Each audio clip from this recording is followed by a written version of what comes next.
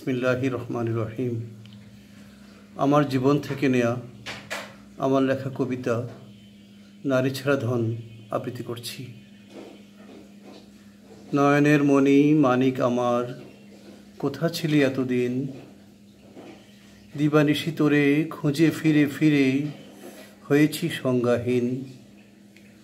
কতকাল ধরে তোরে লাগি মোরা কেঁদে ভাসিয়েছি বুক। কবে যে তোরে কোলে তুলে নিব, পাইব কত না সুখ। খোদার আরশে প্রার্থনা যাচি, আয় খোদা রহমান, মোদের দিও সেই ফুলকলি যে হবে পুণ্যবান। 1-2 করে 9 সাল হলো কহিলাম মহাপ্রভু, অপরাধ যত ক্ষমা চাই মোরা, পাপ করিব না আর কভু।